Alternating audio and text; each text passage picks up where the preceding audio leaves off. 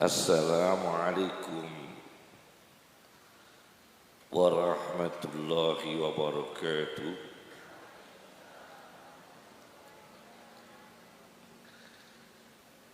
Bismillahirrahmanirrahim. Hamdan lillah, salatan wassalaman ala sayyidina Muhammad ibn Abdillah Rasulillah wa ala man sahibah wa tabi'ah hudah, amma ba'd.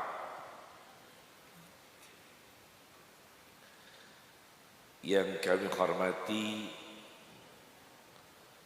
para habaib, para sadah,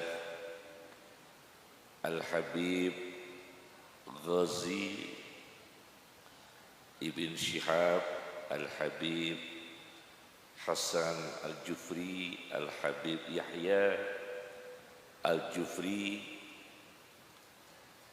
saudara kami Al-Akhil Fadil Kiai Ihsan Turmudi, hadirin hadirat pecinta Rasulullah sallallahu alaihi wasallam. Izinkan kami pertama kami ingin menyampaikan bahwa ada satu sahabat Nabi bernama Abdullah bin Mas'ud radhiyallahu anhu. Suatu ketika beliau memanjat pohon untuk mengambil kayu arok yang biasa dipakai siwakan, dipakai siwak. Abdullah bin Mas'ud memanjat pohon, kemudian sarungnya itu, bajunya itu membuka, dihempus oleh angin, bajunya membuka, kelihatan betis beliau, betis kentol, kecil sekali, betisnya kecil. Akhirnya orang-orang tertawa karena melihat Abdullah bin Mas'ud ternyata memanjat pohon, kainnya tersingkap oleh angin, kelihatan betisnya kecil dan ditertawakan banyak orang. Rasulullah melihatnya, kemudian Rasulullah mengatakan bahwa betis Abdullah bin Mas'ud sekecil itu di sisi Allah lebih berbobot daripada gunung Uhud. Orang sekecil itu betisnya di sisi Allah lebih berbobot daripada gunung Uhud. Kecil manusianya, tinggi ilmunya. Kecil manusianya, tinggi ibadahnya. Kecil manusianya, tinggi kesolihannya. Kecil manusianya, tinggi keikhlasannya. Itulah yang membawa manusia menjadi manusia yang berbobot. Allah Subhanahu wa ta'ala di dalam Al-Quranul Karim, huruf sa, tahu huruf sa titiknya berapa? 3. Itu saya baca dalam kitab Al-Mu'jizatul Quraniyah. Huruf sa itu ada 1414. dalam Al-Quran. Seluruh Al-Quran huruf sa itu 14 total ya. 1414. Di antaranya itu disebutkan dalam Al-Quran benda yang berbobot itu awan mendung. Sikal. Sikal itu awan mendung yang berbobot. Kemudian sakil. Sakil dalam Al-Quran itu 2 kali. Qaulan saqila dan yauman saqila. Qaulan saqila, Al-Quran ialah kalam yang berbobot yang diturunkan kepada Nabi Sallallahu Alaihi Wasallam, yang diterima oleh Rasulullah Sallallahu Alaihi Wasallam. Al-Quran itu sangat berbobot. Qaulan saqila. Maka Abdullah bin Mas'ud kenapa menjadi manusia berbobot? Orangnya kecil tapi berbobot karena beliau adalah hafidul Quran, orang yang ahli Al-Quran, pakar Al-Quran, ulama Al-Quran. Itu termasuk Abdullah bin Mas'ud. Maka kalau manusia itu disebut berbobot, satu orang yang menjadi manusia Qur'ani, cinta Al-Quran, membaca Al-Quran, perilakunya dengan Al-Quran,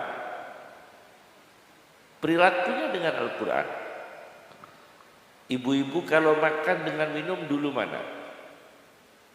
Makan dulu atau minum dulu? Kalau pas berbuka puasa Ramadan, begitu azan maghrib minum dulu atau makan dulu? Nah ini kan terbalik. Kalau Al-Quran makan dulu. Kulu washrabu. Makan dulu kemudian minum. Jangan minum dulu kemudian makan. Makan dulu kemudian minum. Itu Quran. Kemudian manusia itu kalau berdoa ingin cepat terkabul, tergesa-gesa enggak? Ingin tergesa-gesa enggak terkabulnya itu? Al-Quran bicara, fala tasta'jilun, jangan tergesa-gesa. Kemudian kalau orang punya hutang dengan saudara, punya hutang, minta tempo waktu, Anda memberi waktu tempo enggak? Al-Quran bicara, fanadhiratun ila maisarah, berikan tempo waktu membayar hutang. Nah, ini manusia Quran. Kalau bisa seperti itu, manusia yang berbobot sesuai dengan nilai-nilai Al-Quran. Yang kedua adalah orang yang disebut berbobot adalah orang yang ittiba, mengikuti sunnah Rasulullah Sallallahu Alaihi Wasallam. Mulai dari namanya sampai perilakunya. Saya baca dalam kitab Mughnil Muhtaj, besok pada hari kiamat orang itu masuk surga. Joko masuk surga. Kemudian Sa'dun masuk surga. Imran masuk surga. Waloyo masuk surga. Muhammad masuk surga. Sama-sama masuk surga, yang dipanggil dulu Muhammad. Orang-orang yang bernama Muhammad dipanggil lebih dulu. Itu nama Muhammad Sallallahu Alaihi Wasallam. Maka kalau sudah punya nama Jawa kan artinya bagus. Urip itu kan kalau orang Arab Aish, orang Jawa urip. Orang diberi makna urip, diberi makna bejo. Namanya siapa? Bejo. Itu kalau orang Arab kan Fauzi. Iya kan? Kalau orang bahasa Arabnya apa? Fauzi. Orang Jawa memberi nama Bejo. Namanya siapa? Sugeng. Itu kan namanya ya Said. Said itu artinya Sugeng. Bahagia. Tapi kalau bisa diberi nama Muhammad semua. Kalau laki-laki. Itu besok di akhirat punya efek dipanggil lebih awal masuk surga. Sama-sama masuk surganya dengan nama Muhammad sallallahu alaihi wasallam itu dipanggil lebih awal. Ini mengikuti sunnah nama Muhammad sallallahu alaihi wasallam. Kemudian mengikuti sunnah Muhammad sallallahu alaihi wasallam. Cara berbicara. Nabi kita itu kalau bicara, semua auden, semua yang diajak bicara, tidak ada satupun yang kecewa. Itu Rasulullah sallallahu alaihi wasallam. Mukhatabnya yang diajak bicara, orang bodoh senang, orang bodoh senang, orang pinter senang, orang bermasalah senang, orang mukmin senang, orang kafir di depan Nabi itu mendengarkan bicara Nabi itu senang. Nurani, meskipun dia antagonis memusuhi Nabi, tetapi hati nuraninya mengakui keindahan, kesantunan, keakhlakan luar biasa Rasulullah sallallahu alaihi wasallam. Itu mengikuti sunnah. Di antaranya Rasulullah itu subhanallah kalau bicara luar biasa sampai apa itu orang yang bodoh pun sampai lega hatinya. Rasulullah itu punya sahabat Nabi, panggilannya keledai. Panggilannya siapa? Keledai, khimar. Itu suka memberi oleh-oleh kepada Nabi.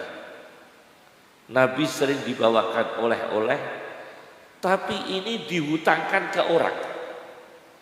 Nanti Nabi yang bayar. Jadi orangnya itu bawa oleh-oleh, kurma atau anggur atau kurma, anggur, madu. Rasulullah ini dari saya hadiah. Ternyata ini bukan miliknya dia, hutang. Di warung-warung, di toko-toko, nanti Rasulullah yang ditagih. Tapi orang ini suka memberi Nabi. Cuma tidak punya. Bondo cupet ati karep. Itu ada. Memberi Nabi hadiah kurma. Tidak lama kemudian pedagang kurmanya datang. Rasulullah kurmanya sudah diterima. Oh iya, tadi dari khimar, keledai itu. Itu hutang Rasulullah belum dibayar. Rasulullah bayar. Nanti lagi bawakan oleh-oleh lagi, datang lagi, Rasulullah bayar lagi. Ada orang seperti itu.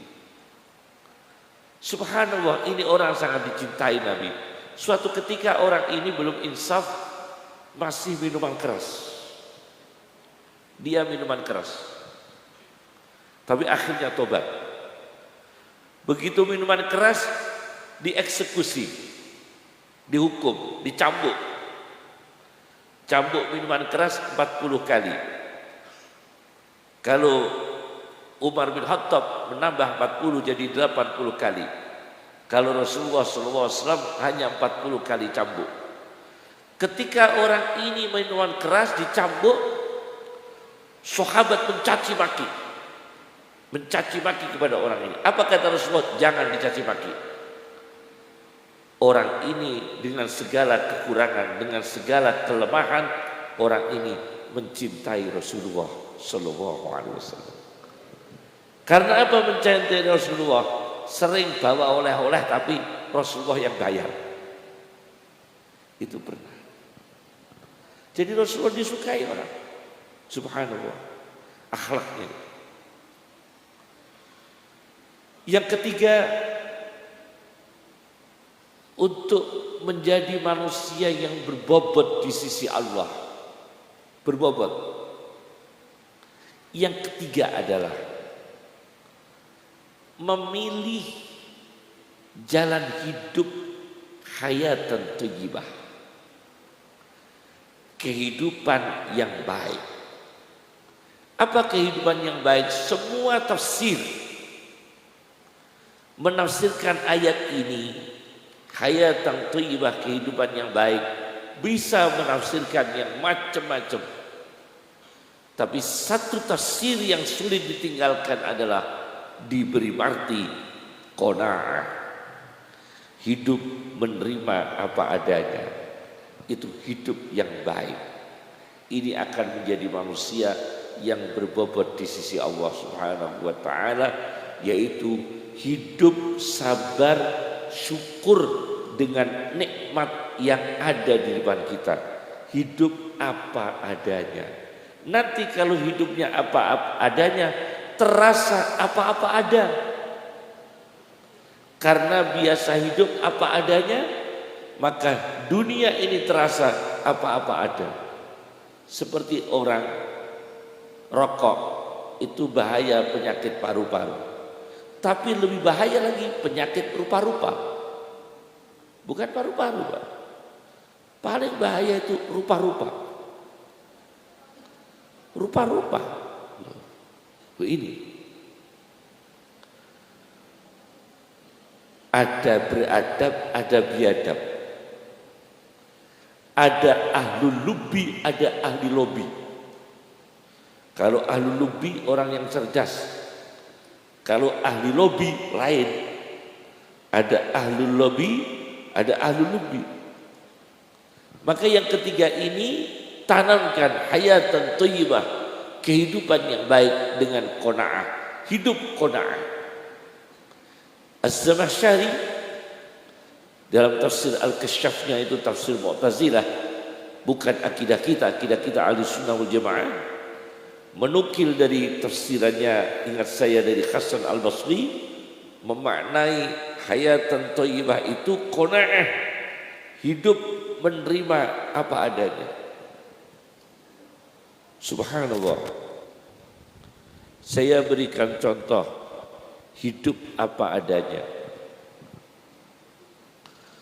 Seorang Nabi Sallallahu Alaihi Wasallam, Nabi kita itu pernah saya baca dalam karyanya Qalyubi Amirah yang mengarang Hasyiah Mahalli. Qalyubi Amirah dalam ensiklopedinya An-Nawadir, sebuah kitab yang berjudul An-Nawadir.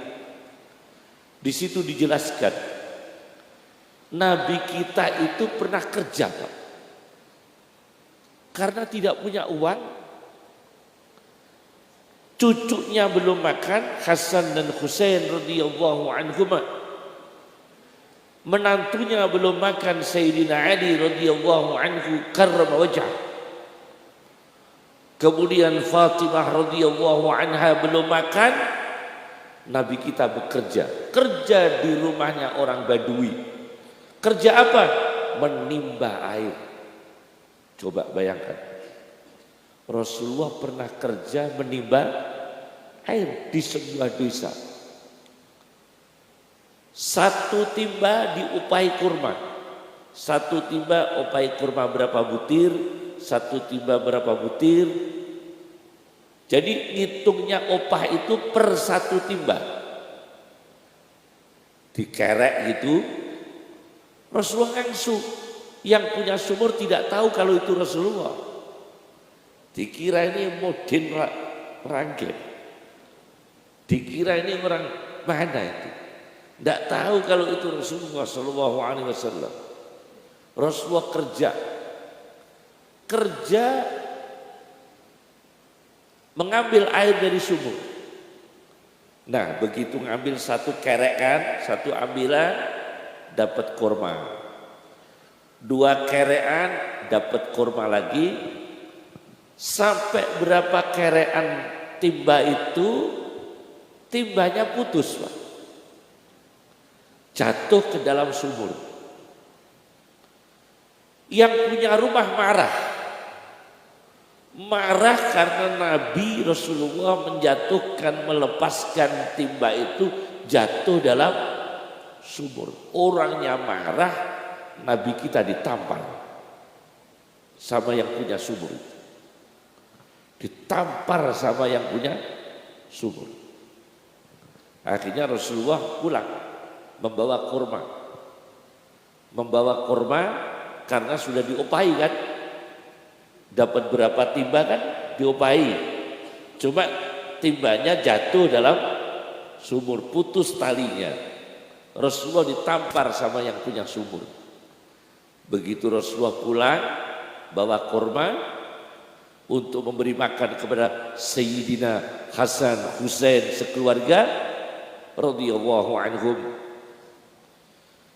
Orang itu di rumah dikasih tahu sama tetangganya, kamu tahu siapa yang kamu tampar itu? Saya tidak tahu. Dia belum Islam. Yang kamu tampar itu adalah Muhammad Rasulullah Sallallahu Alaihi Wasallam. Akhirnya orangnya kaget, sedih. Terus orangnya mengambil peso. Orangnya mengambil peso Pak. Melakukan tindakan yang ekstrim. Orangnya menyesal karena menampar Nabi Sallallahu Alaihi Wasallam. Orangnya mengambil peso, tangannya yang habis nampar Nabi itu dipotong. Dipotong saking menyesalnya menampar Nabi Sallallahu Alaihi Wasallam. Sampai tangannya dipotong, lepas, pergelangan itu lepas, berdarah, bercucuran darah.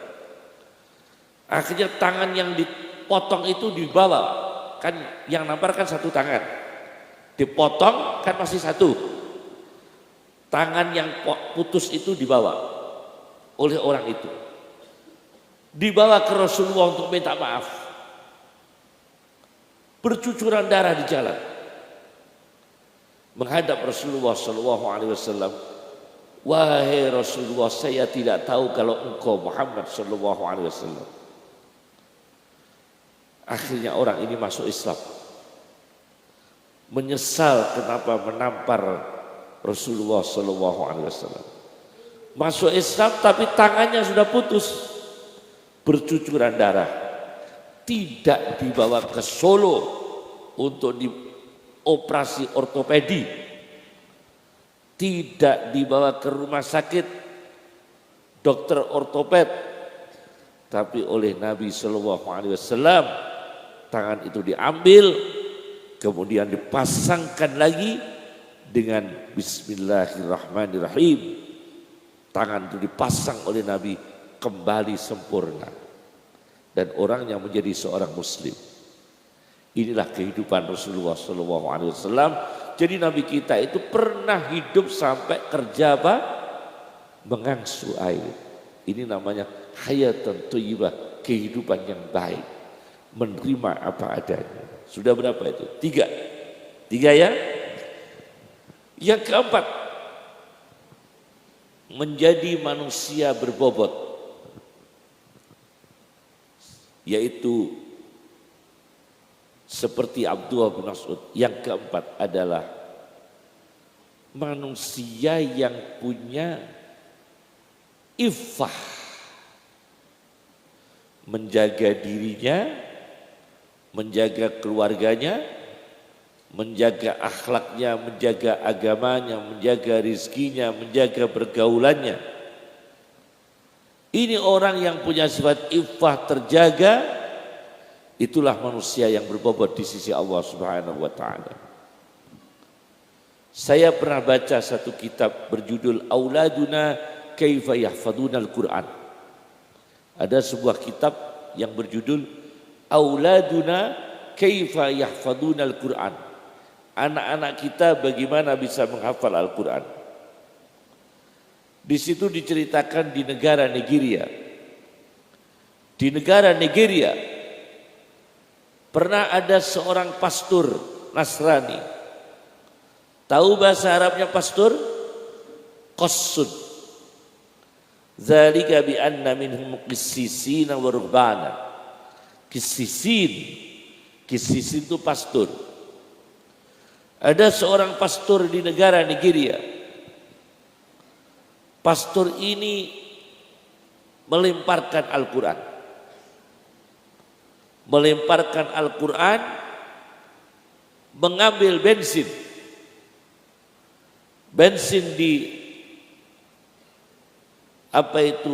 dilemparkan pada Al-Quran, mau dibakar oleh pastor itu. Di negara Nigeria, Al-Quran diambil, dilempar, disiram dengan bensin, mengambil korek api dia. Begitu mengambil korek api itu dinyalakan, dilemparkan ke bensin, Qurannya tidak terbakar, malah tangannya pastor itu yang terbakar.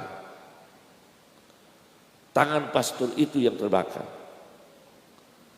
Akhirnya tangan pastor ini terbakar, disaksikan banyak orang.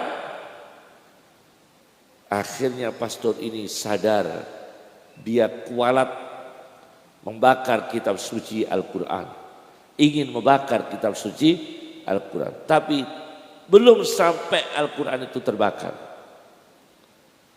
Akhirnya pastor ini masuk Islam.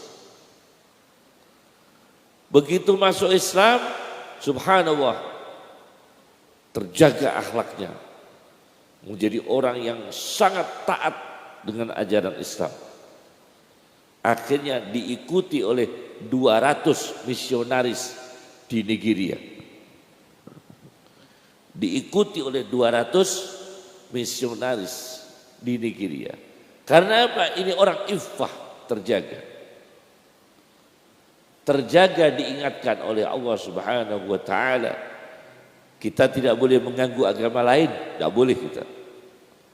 Maka agama lain pun tidak boleh mengganggu kita. Kita pun tidak boleh mengganggu mereka.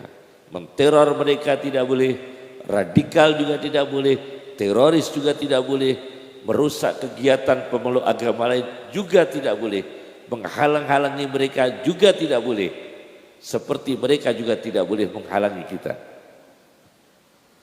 Nah, seperti inilah yang disebut iffah, menjaga agama kita sendiri. Ajaran agama kita amalkan.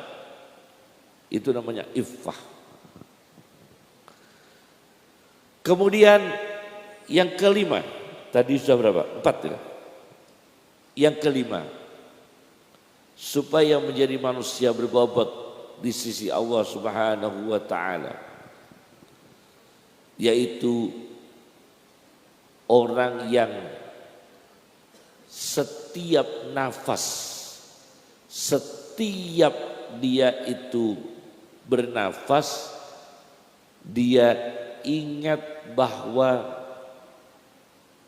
tadabbur, muhasabah, muraqabah, bahwa kita itu berkurang umur kita. Itu menjadi manusia yang baik. Umur kita mungkin semakin berkurang. Maka untuk memperpanjang umur dengan izin Allah Subhanahu wa taala, panjangkan umur kita dengan sedekah. Panjangkan umur kita dengan silaturahim. Panjangkan umur kita dengan mengamalkan sunnah-sunnah Rasulullah sallallahu alaihi wasallam. Saya pernah baca bahwa Nabi kita Muhammad sallallahu alaihi wasallam itu kan sholawat yang kita tekankan itu kan diantaranya sholawat seperti yang dibaca oleh para habaib yang memberkahi kita ini, para habaib, para sadah, cucu-cucu Rasulullah sallallahu alaihi wasallam. Alhamdulillah telah banyak membimbing kita khususnya bangsa Indonesia ini dengan bacaan maulid-maulid di berbagai tempat di seluruh Indonesia bahkan di seluruh dunia. Kita bersyukur karena yang paling depan yang membimbing kita ini para habaib dan para sadah. Ini harus kita syukuri karena beliau-beliau inilah yang secara biologis adalah cucu Rasulullah sallallahu alaihi wasallam. Nah,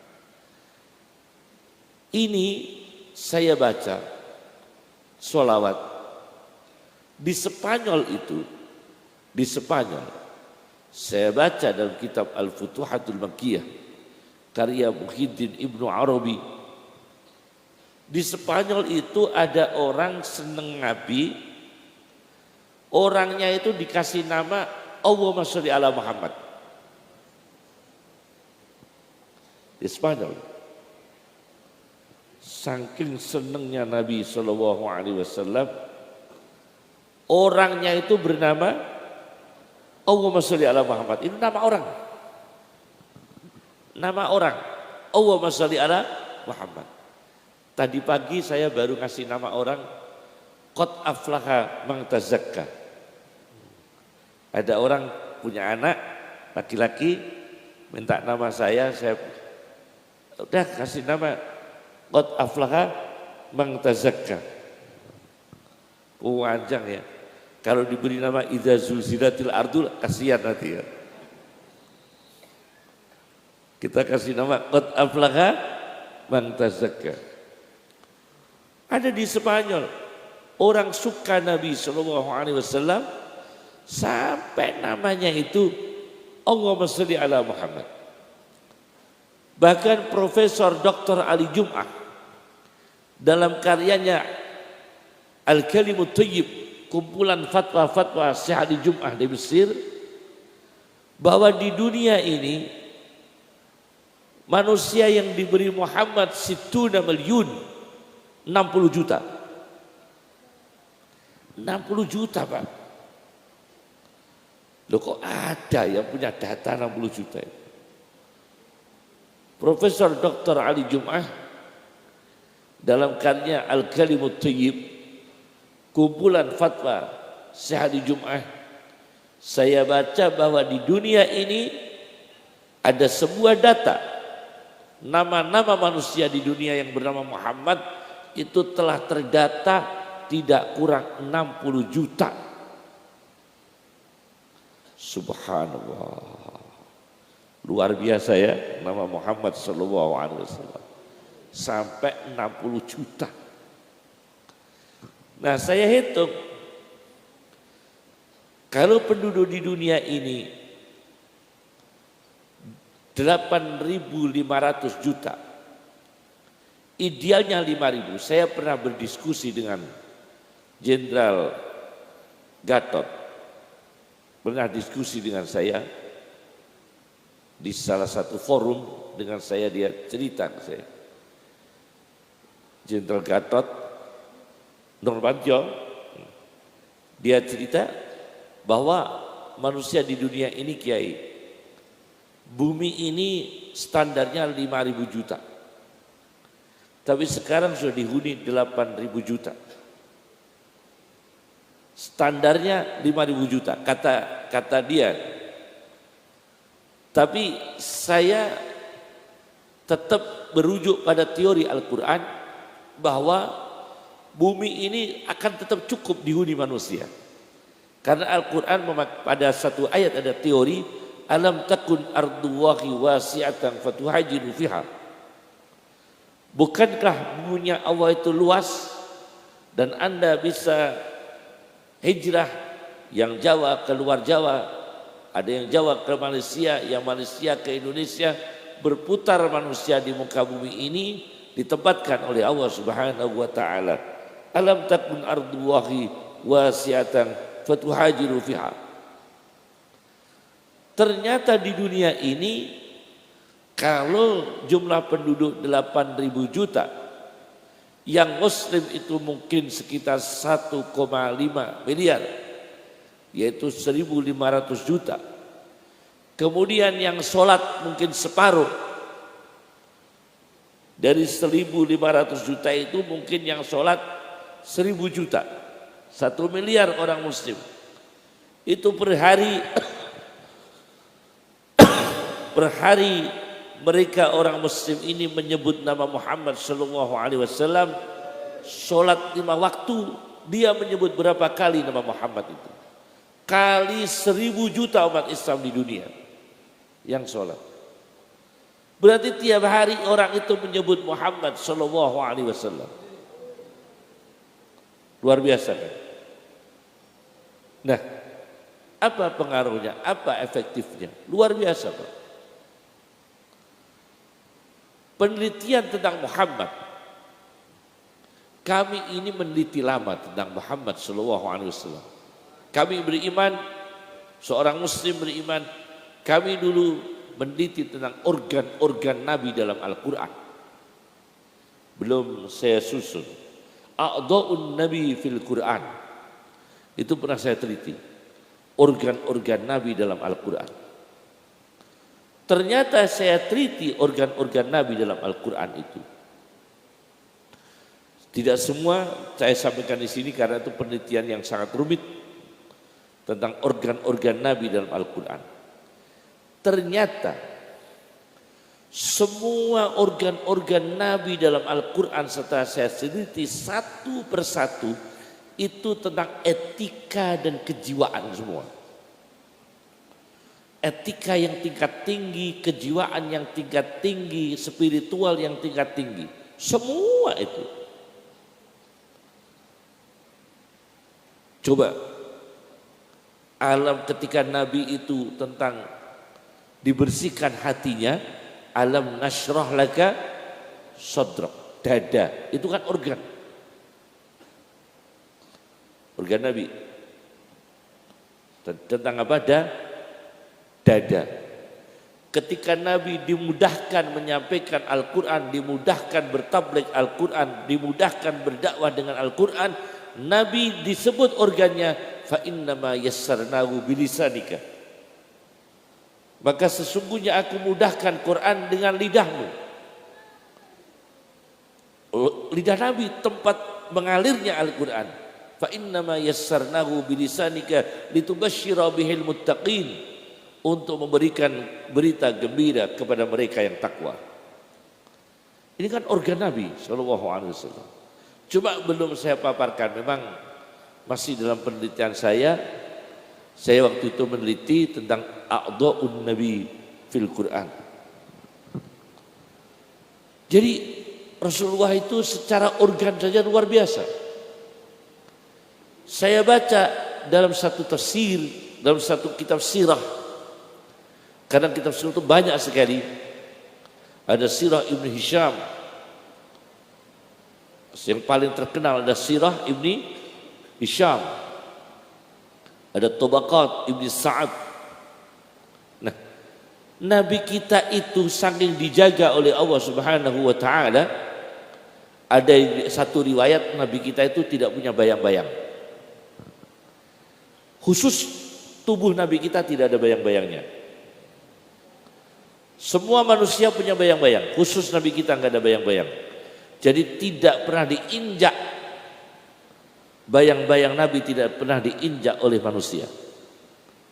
Kiai masih punya bayang-bayang.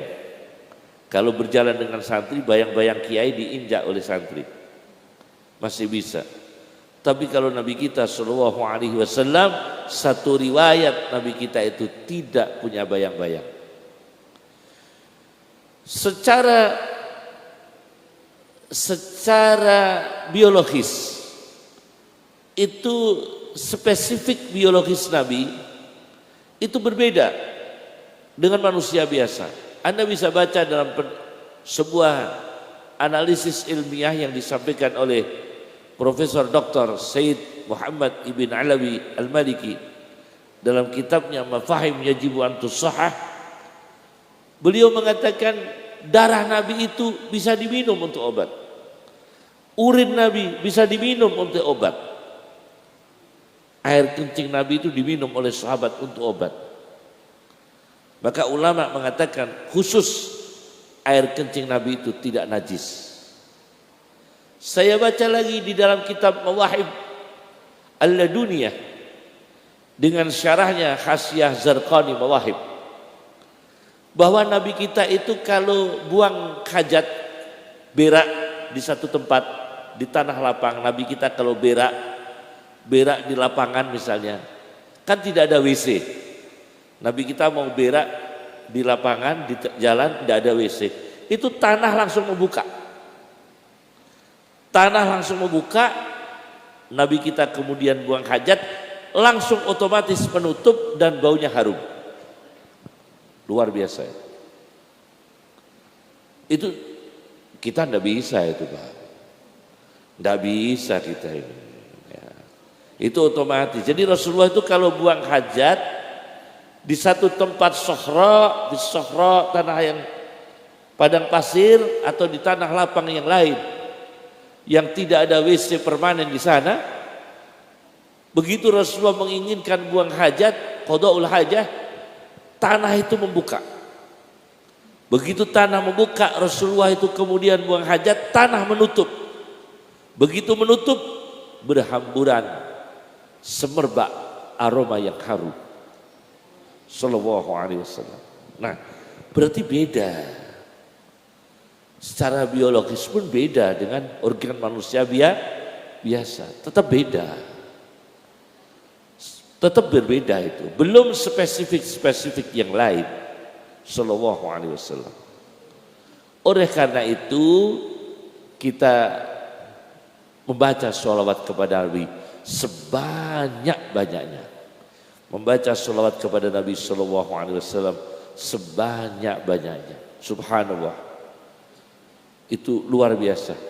Sebisa-bisanya orang awam sholawatnya jangan dikasih yang panjang-panjang, bingung nanti.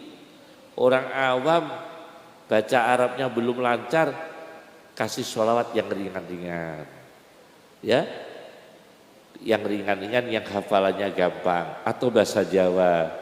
Sholawatnya bahasa Jawa, enggak apa-apa, bahasa Arab tapi diterjemahkan ke Jawa untuk memudahkan orang Jawa, memudahkan orang awam yang belum bisa mengucapkan kalimat Arab, bisa membaca sholawat dengan bahasa Jawa. Itu bagus itu. Sallallahu alaihi wasallam. Yang terakhir dari kami, untuk menjadi manusia yang berbobot, Masya Allah, untuk menjadi manusia yang berbobot di sisi Allah Subhanahu wa Ta'ala, yaitu kita mencintai orang-orang yang dicintai Nabi dan mencintai Nabi. Kita mencintai manusia yang mencintai Nabi Muhammad SAW dan mencintai manusia yang dicintai oleh Nabi Muhammad SAW. Siapa saja. Subhanallah.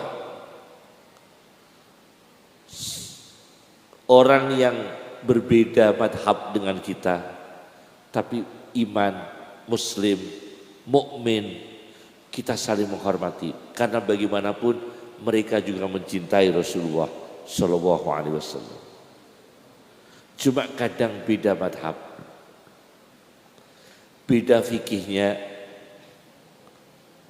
Secara prinsip imannya sama, secara Islamnya sama, cuma beda cara praktek-praktek kesunahannya yang berbeda-beda. Praktek-praktek yang lain berbeda-beda, tapi berkoridor pada Nabi Sallallahu Alaihi Wasallam kita hormati.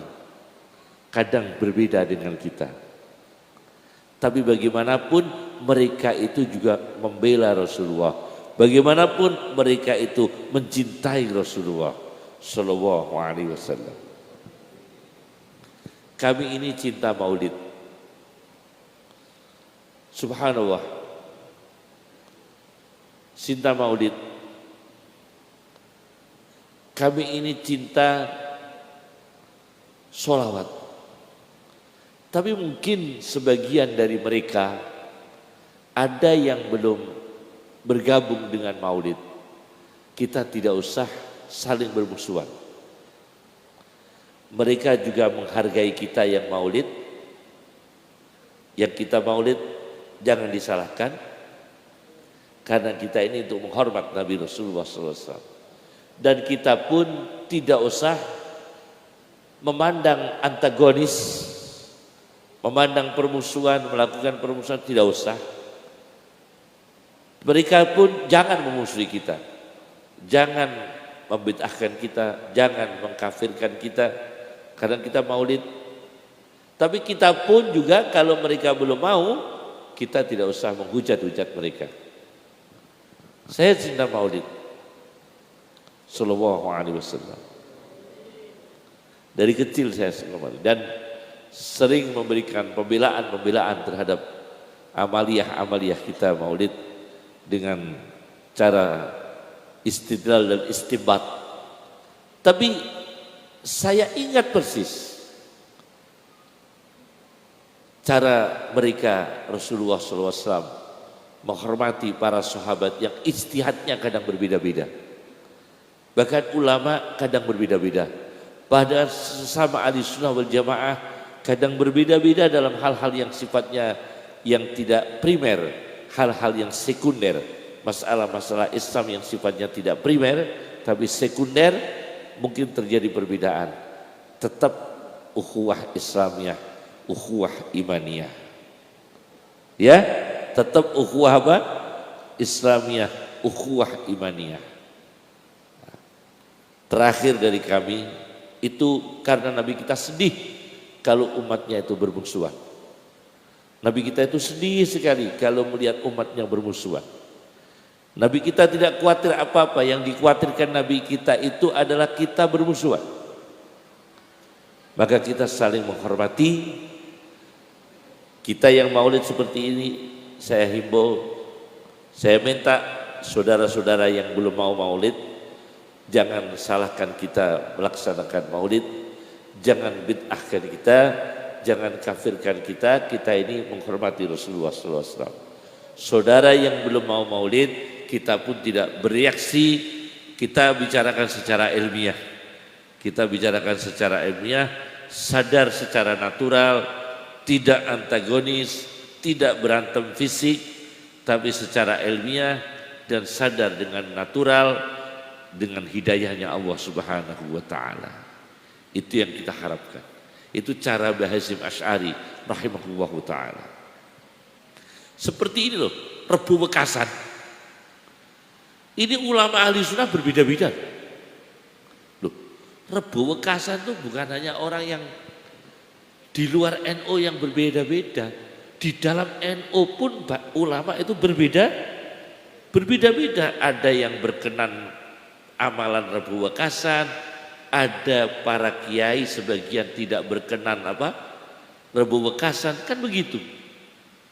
Ada sebagian kiai tidak berkenan, ada sebagian kiai berkenan, berbeda-beda. Dan mereka saling punya hujah sendiri-sendiri. Gimana? Kita saling menghormati. Kiai yang berkenan acara amaliyah ya, Rebu Wekasan, ada sebagian kiai yang tidak berkenan dengan amaliyah Rebu Wekasan. Dan semua punya ilat, punya hujah sendiri-sendiri. Nah, ini saling menghargai. Tidak sama sejak dulu sampai sekarang. Sejak dulu sampai sekarang, ya. Kalau saya tunjukkan saudara akan kaget, beberapa ulama besar kita juga tidak berkenan kalau ayah saya pakai Rebu Wekasan, di Lasem pakai Rebu Wekasan. Sarang juga pakai, sebagian pakai. Jadi lasem ayah saya itu pakai rubah kasar. Tapi sebagian ulama ada yang tidak berkenan, kita pun menghargai. Meskipun ayah saya pakai rubah kasar, tapi saya sangat memuliakan dengan para kiai yang tidak pakai rubah kasar. Paham ya? Itu cara kita supaya menyenangkan Rasulullah SAW, ukhuwah Islamiyah, ukhuwah imaniyah. Terakhir dari kami, saya baca satu hadis Nabi SAW, juga dikutip oleh ulama kontemporer yang baru wafat, Syekh Rajab Dib.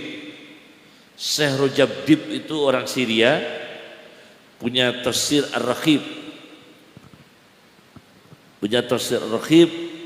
Di situ saya baca ada hadis Nabi SAW, di situ dikatakan dinuk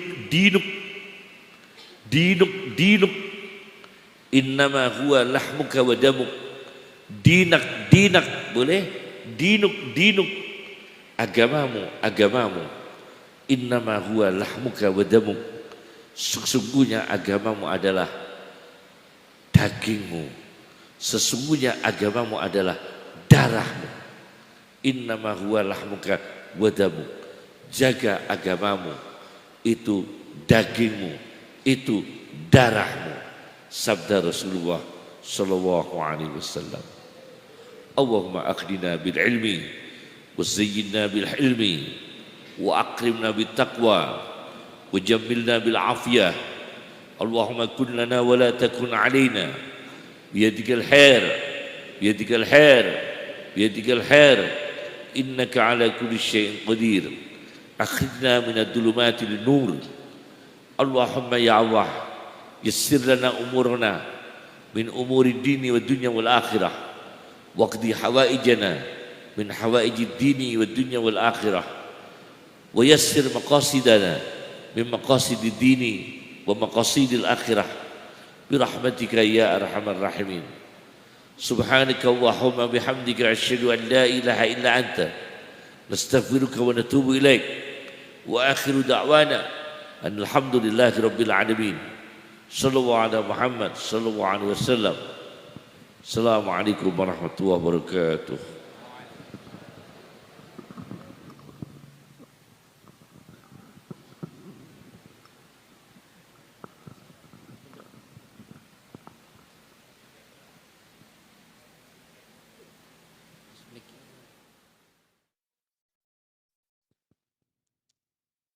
كل القلوب